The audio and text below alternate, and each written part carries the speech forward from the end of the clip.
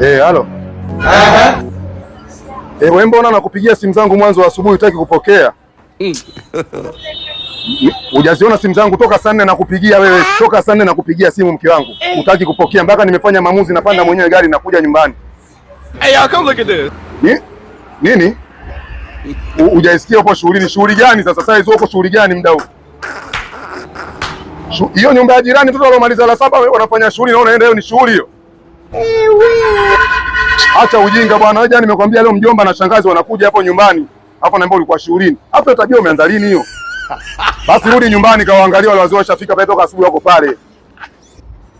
Sasa umesikia wana njaa, wachotee mchele ndani wapikie kidogo wale kwanza, maana njaa inawauma toka asubuhi. Naam? Mchele wenyewe ndio unaenda kutunza shughulini. Huo mchele unaleta jana kilo 10. Hivi mke wangu unajielewa kweli wewe? Nimeleta mchele kilo 10 maandalizi ya Ramadhani unaenda kutunza shughulini. Hivi unanifanyia kusudi au umedhamiria mke wangu? Au ndo tunajuana sana kutunogana na kichwani? Sasa umesikia? Mimi niko njiani nakuja, lakini nikiwa njiani nakuja kwenye mambo mawili chagua moja. Uniachie mtoto nyumbani au uende naye kwenu moja kwa moja. Mama ya. Nini? Ushanizoea ndo maneno yangu Basi sawa nakuja nyumbani ili tuzoeane vizuri, ngoja nichukue boda boda hapa. Onda.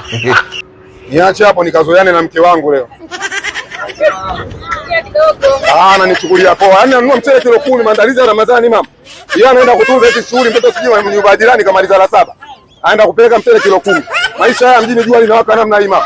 Nikifika shughuli kwanza nambaruza, alafu sasa ndo tutazoeana vizuri.